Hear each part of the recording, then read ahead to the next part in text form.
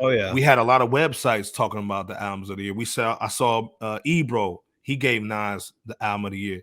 There was one publication, man, that kind of was off the chain a little bit, and that was Rolling Stone. Rolling Stone had their top 25 list, and they had Pusha T at number one. I'm not mad at that. But we know he's been down to the Grove. Mm-hmm.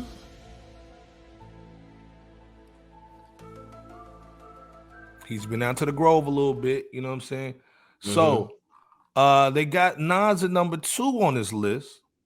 But again, this is the crazy thing about the Rolling Stone brand this year.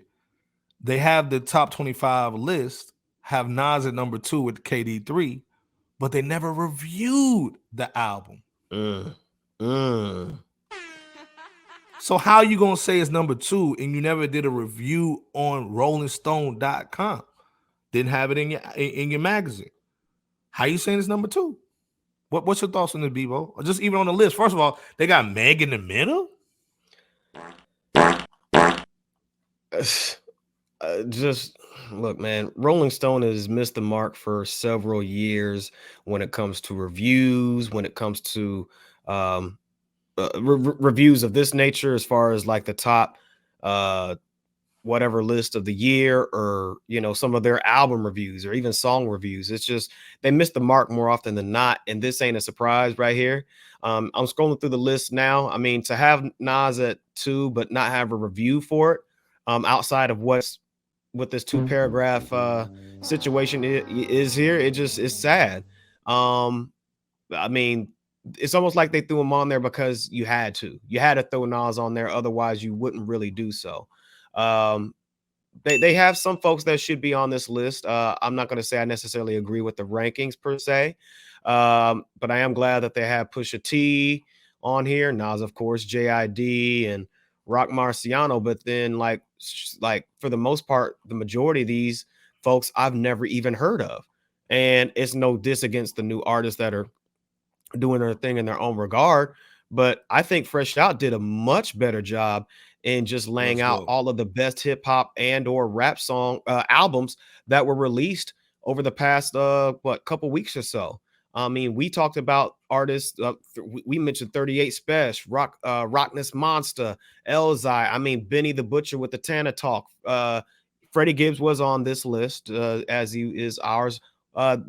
They missed out on so many hip hop artists that it just goes to show that they're really the industry and most of these online and just media outlets in general, they're really just trying to continue to flood the zone, but ever so gradually, until they can, in their minds, wash out the purity of what tried and true urban contemporary hip hop is all about. Yeah, they can't do it all in one foul swoop. You got to throw a Nas in there. You got to throw a Push in there. You got to throw a Freddie Gibbs in there. But let's make the majority of these folks that really don't compare to legacy artists and albums. Danger Mouse and Black Thought's Cheat Codes. Where's that at? Black Star, No Fear of Time. Where's that at? Come on, y'all. It's just Five Dogs not on there. It's just so many artists in their albums that's not on there that clearly deserve to be. That is just there wasn't a lot of there wasn't a lot of Southern artists. There was not a West Coast artist. Right. It was a lot of there was a lot of independent artists on there. And I'm gonna just roll through the first 10 real quick, man, just so y'all kind of understand, man. Obviously, they had the Pusha, they had the Nas joint, which they didn't do a review on the whole website. The JID, which is crazy for number 3. I know these may not be in order, but whatever. The JID was dope. Come on, the Rock. Somebody told them about that. Like they ain't reviewing old Rock Marciano album. Right. The Vince Staples is when you get a little weird. You know what I'm saying? The Metro Boomin. You know, I can see that. You know what I'm saying? The Kendrick. I know Miss LB is gonna give me. Let me get a fart sound for Miss LB. She hates that album. Miss LB hates that joint, man. Wow. Then they kind of went into Megan the Stallion. I was done right the Megan joint. Like right. Same here. And I get it, man. You know, no Shay Noir. Yeah, no Shay Noir. Like, come on, man. Like, let's be clear, man. So again, like the one that kind of hurt me, man, was they kind of went the Central C joint was kind of off a little bit. They course we won't reaching lie with though. that Lotto joint. That's a whole bunch of that's maybe 2 singles. Salute. They kind of did right with the Freddie Gibbs, but they went with this one joint that I saw. Salute to we put that Quavo on Takeoff up Yeah, there, yeah, we did. but the We one did. that kind of hurt me was this one, this Flo Milli joint. Like Mhm. we talking about hip hop. Hold up, man, my fault, wrong one. We talking about hip hop. I can understand rap. I can understand commercial joints. Yeah, that might be a top 25. We talking about hip hop though. This is sad. This is sad.